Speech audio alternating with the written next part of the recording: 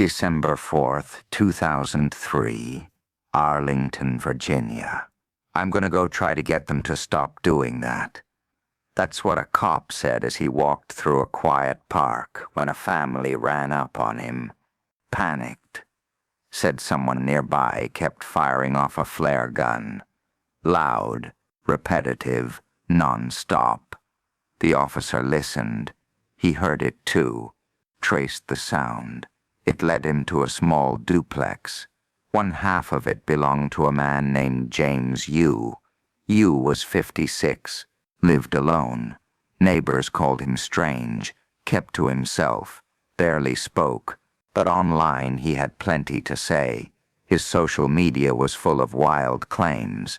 He swore he was being targeted by his ex-wife, the FBI, the government, even the people living next door. He said they were all trying to kill him. He didn't trust anybody, especially not the police. Most folks thought it was just nonsense. The man seemed off. A little paranoid, sure, but harmless, until he wasn't. Weeks before, he'd covered his windows with black garbage bags, aluminum foil, wrapped the trees in his yard with toilet paper. It looked bizarre, but it didn't hurt anybody. Then came this day. Officers pulled up to his house. There he was, posted at the window, loading and firing his flare gun. One after another. Boom, boom, boom. No words, no reason, just chaos. In 25 minutes he fired off 41 flares. Didn't flinch, didn't blink, didn't say a damn thing. Police needed to get him out, fast. Was he dangerous? Was he having a breakdown? They didn't know. So they tried to talk him down. First calm, then loud, then aggressive. Still nothing. Silence. Eventually, they brought in a tactical vehicle, rammed the door, gassed the house, tried to flush him out, and then it happened. James stepped to the front door and waved, and just like that he started shooting again. But this time, it wasn't flares. Now he had a real gun in his hand. Bullets tore through the air. Missed the officers, thank God. But it was clear, this wasn't just some eccentric guy having a bad day. He was armed, he was silent, and he was serious. Police fell back, regrouped, tried to think 2 steps ahead, but whatever they were planning, they'd never get the chance to act on it. Fuck you, that was the last thing heard, before everything exploded. In one violent moment, the entire house vanished. The explosion hit hard. So hard, the whole building collapsed into rubble. 1 second it was there, the next, nothing but fire, smoke, and pieces.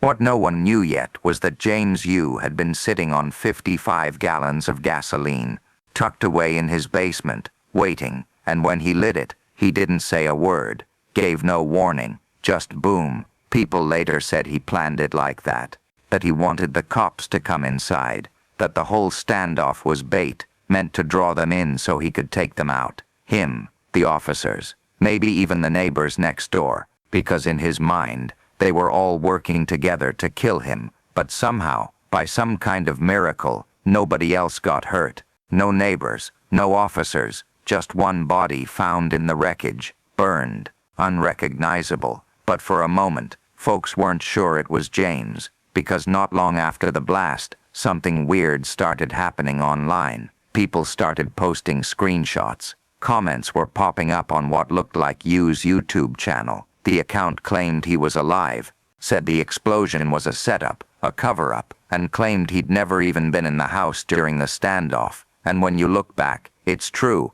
We never see him in that footage. We never hear his voice. The internet took that and ran with it. The story exploded again, this time across social media. People saying the government faked it, that James U. had escaped. Some believed it, some still do, but eventually, it came out. Those posts weren't even from his account. It was some random profile with a different name, most likely just someone chasing clout, stirring the pot, faking it, but the damage had already been done. Even now, some folks still swear it was all a lie, a cover-up, but when you really look at it, it seems like something much sadder. A man lost in his own mind. Paranoia, isolation, delusion, and it all ended in fire. It didn't look like much from the outside, just a huge, soft, colorful dome stretched across the park. But inside, it felt like stepping into another world. The installation was called Dream Space, a 27,000 square foot inflatable art piece made by a British artist named Maurice Agus. He was 74, and he'd spent years obsessed with building massive, trippy dreamscapes people could walk through. And this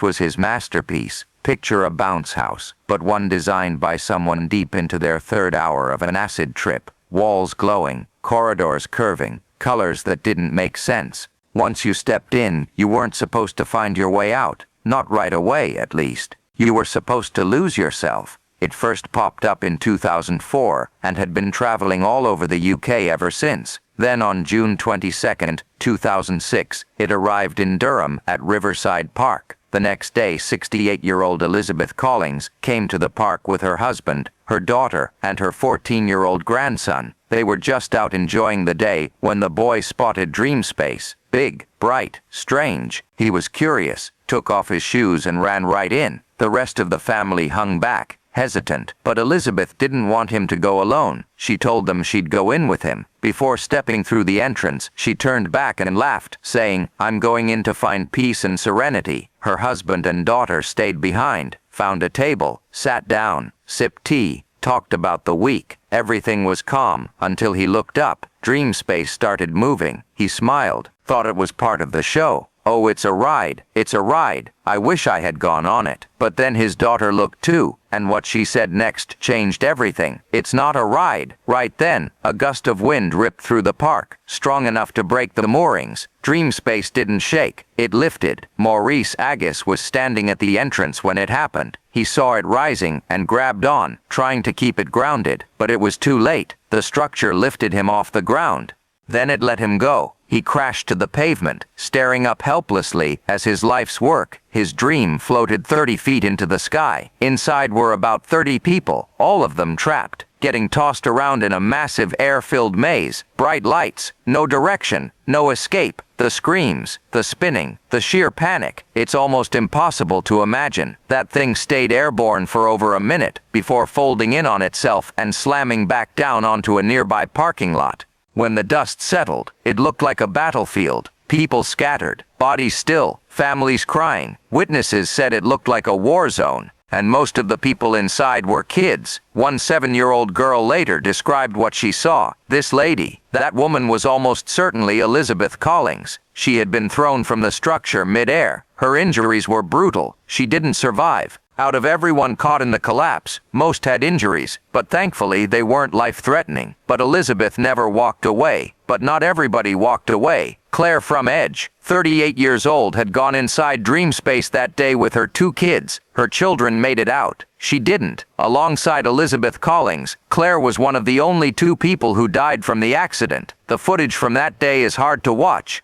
And while some might say it could have been worse, with over 30 people trapped inside at one point, the truth is it was already a nightmare. 2 families destroyed, dozens more shaken forever, and a lot of those people were kids. Children who will never forget what they saw, or what they felt when that structure went flying. So the question becomes how? How does something like this even happen? That day had been hotter than usual. The heat likely caused the air inside to swell up like a balloon, and when a strong gust of wind swept through the park, it was just enough to rip the whole thing loose and launch it into the sky. It wasn't built for that kind of pressure, and it definitely wasn't secured tight enough to survive it. After the chaos, Maurice Agus, the man who created Dream Space, was arrested, charged with manslaughter. But in the end, he didn't serve any real time, just paid a fine. He also promised to never build another installation like it again. In 2009, just a few years later, Maurice passed away, his legacy now forever tied to a floating dream that became a real-world tragedy. October 2, 2006. Police walk into the home of Elaine Campione, a 31-year-old woman living in Ontario. They find her sitting alone, barely speaking, incoherent. Next to her was a VHS camcorder. The footage inside was disturbing. A timeline of emotional unraveling, months of mental decline caught on tape. Eventually that footage would leak online and end up on YouTube. The first clip is innocent, even sweet. Elaine's filming her daughter Serena on her 3rd birthday. "Hi Serena, it's August 8, 2006. Happy birthday to you. Happy birthday to you. There's a new bike sitting in the room. Serena's eyes light up. Elaine sounds like any other mom, but that feeling doesn't last. In the next clip, Serena is shown again. Then we see her little sister, Sophia, just a baby. Elaine turns the camera around and shows her own face. See how the camcorder works? Look. Is that mommy? Hi. It plays like a normal home video, but slowly it starts to shift. The next part is different, darker. Elaine shows the camera around her apartment. It's messy, rundown. She starts joking about it. This is a deplorable, horrible, filthy apartment that's supposedly my what? Then she veers into something else entirely. She starts yelling, cursing two men she says she hopes burn in hell. Her daughters are still in the room, and she's unraveling right there on camera. She says she was abused by her ex-husband, Leonard Campione, the father of the girls. Each time she speaks, her voice gets more frantic. Her daughters grow more scared. Eventually, she stops recording, tries to calm down. What are you saying, Sophia? What do you want? Then the camera cuts again. Days pass. New footage starts. Serena is seen on the floor coloring. Elaine's voice off camera asking questions. But what follows just hours later is horrifying. Bye. Then it shifts again. She speaks directly to Leonard. You wouldn't give peace. Wouldn't tell the truth. You didn't care about our babies. You care about me. Care about yourself. All you did was hurt us. She says everything is gone now. She blames him for everything. Says his actions left her broken, destroyed. And then she says this, I'm protected by God, thank God, thank you, because there's no way I could have them with you. Nothing's good enough for you. Has to always be your way. Well, they're good, and you can have them your way. Your wife and your daughters are dead now. We're all in heaven. She believed they were already gone, claimed she was going with them. The camera shuts off, but it would roll one final time. Elaine's still alive. She's on camera again. She admits she tried to overdose. It didn't work, so she called the police. When they arrived, they found Serena and Sophia in her bed, their small hands still locked together, rosaries wrapped tight around their fingers. Neither of them were breathing. 2 nights earlier, Elaine had taken them both to the bathroom, said it was time for their nightly bath. She told them to play a game, hold their heads underwater and blow bubbles. When they did, she held them down, and she didn't stop. Not until both girls were gone. That tape, the footage Elaine left behind, is one of the most haunting things ever captured. It shows a mother falling apart. It shows her final moments with her kids, and it leads to one gut-wrenching question. Why? The question on everyone's mind was why? And when investigators dug into Elaine's history, the answer started to come into focus. The abuse she said she endured from her ex-husband, Leo, it wasn't just claims.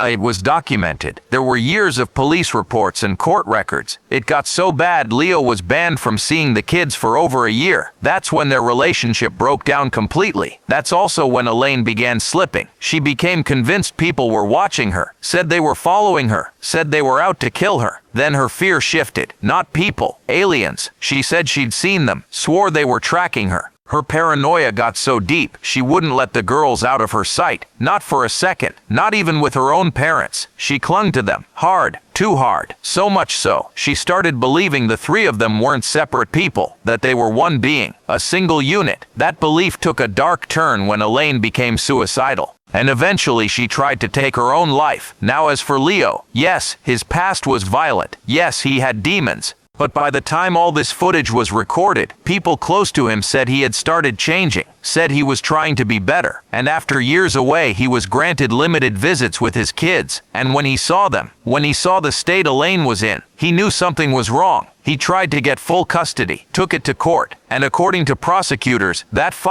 is what pushed Elaine to her final breaking point. She was arrested, charged with 2 counts of murder. She was sentenced to life in prison, with the possibility of parole after 25 years. Right now, Elaine Campione is in a minimum security prison. She's allowed to leave every weekend, to go to church, to attend group events,